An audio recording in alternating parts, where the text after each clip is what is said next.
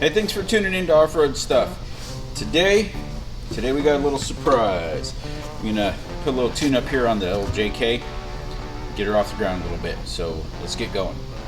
Hey, before we get started today, can you guys do me a favor? Hit the like button, subscribe, ring the bell for notifications, share with a friend. Let's get started. All right, here it is. Hold on, I'm trying to do this by myself here. Let's back. There we go. So this is a 2.5 inch rough country lift kit. Nothing fancy. This is like their little budget. See, there's all the info right there. So this is today's little project. I looked it up in their little deal online. I think this is roughly about a 2-ish or so hour job. Because I think basically we're just replacing the coil springs. There's shocks in here, some miscellaneous hardware. I think they're like the little tabs, so you could drop your brake line down just a little bit. I'm not really sure. We'll have to get into there. I don't know what this is. It's kind of light.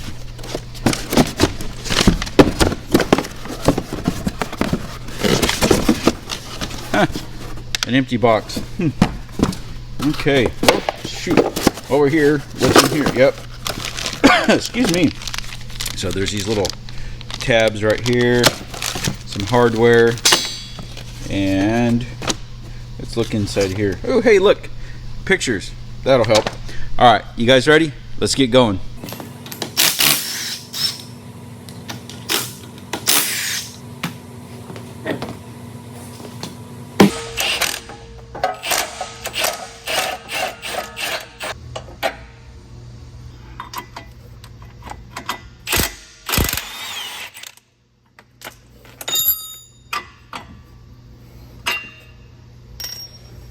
Okay, so here's the first little thing. Believe it or not, I'm kind of following the instructions. And it just says, to chalk the tires, lift the front end up, get it off so the tires are off the ground, but it doesn't specify to put the jack stands under the frame so the suspension droops. And yes, that's like you would think that's common knowledge, and it should be, but I was just literally going word for word in the instructions. And so, word to the wise, if you guys are doing this, just remember that. Yeah, anyways.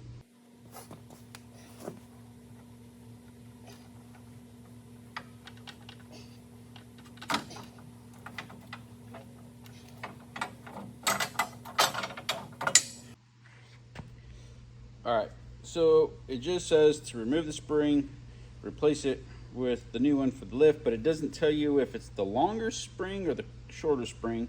And I don't have the rears out to really get a comparison. So we're going to try the longer spring and see what happens. Okay. Yeah. Whew. Okay. Good. Yep. Good job.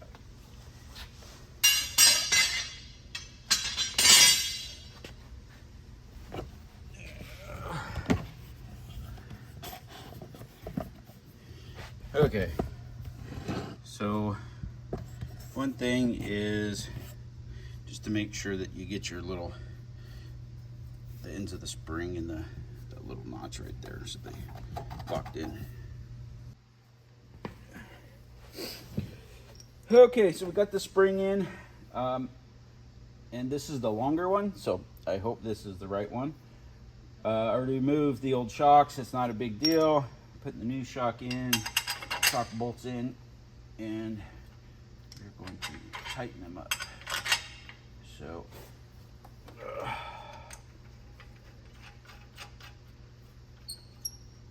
actually, that's good. You can lower that now.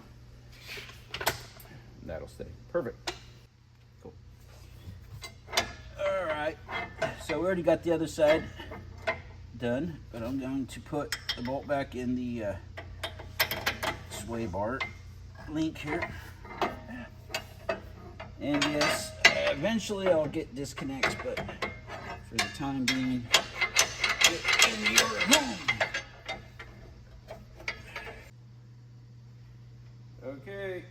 set her on the ground and see what it looks like. Well, it's definitely taller.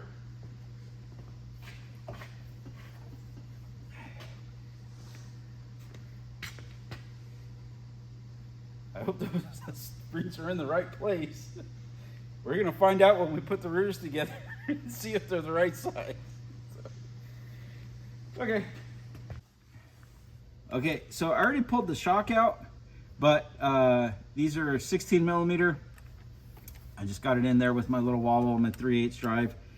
Got the 18 millimeter off the bottom. Now we're gonna pull the bolts for the sway bar in the rear. Copy and paste, do the same thing on the other side, and then we'll get these springs swapped out and back together in a minute. Okay, so didn't film a whole lot in the back because it's pretty similar to the front. You had to take the sway bar links loose, remove the shocks. Like I said, there's a 16 millimeter bolt up there. The shorter shock or springs do go in the back, and then in your kit there's these little tabs right here, and these are just to space the brake lines down. So we're gonna go ahead and throw those in there. Don't be looking at my hair neither. I need a haircut and I lost my hat already, so. Alrighty. So this just comes with a little 7/16 or the quarter inch bolts, 7/16 wrenches or sockets and wrenches.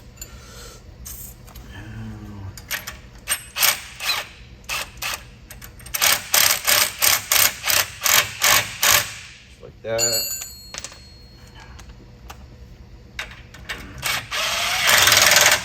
Okay, I'm going to bring it close up and show them what it looks like. Can you see it? Yeah. Okay, so that's what it looks like. It just drops the brake line down so that when you have that extra 2.5 inches in the kit, it doesn't stretch on your brake line. And it's the same on the other side and the same on the front. Okay, so it's all together. We got the wheels on it. We're gonna drop it down and make sure that we did get the springs on the right end and it's not backwards unlevel or something weird.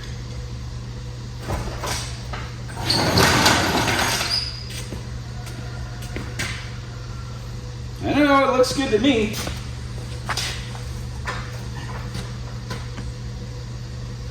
Well, I guess straighten out the steering wheel and go take it for a test drive.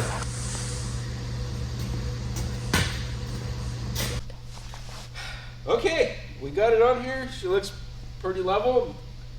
So far, pretty satisfied with the, it looks more than a 2.5 inch, but you know, that's what they say. Anyways, I think the whole thing, it took me a little longer than it kind of said, but I think a little bit that was my own struggles. Some basic hand tools, nothing crazy. The only thing is, so on the fronts, when I put the little extensions for the brake lines, on this side it was a little snug. I had to work at it a little bit, and then I just rotated the tires back and forth, and it was pretty close when you made a full right lock.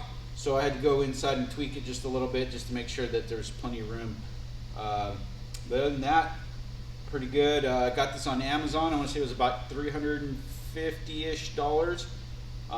So that's new coil springs all the way around, new set of shocks, and then it comes with a little tabs to extend the brake lines.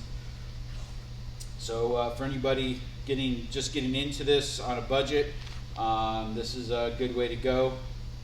And you can pretty much do this in your garage.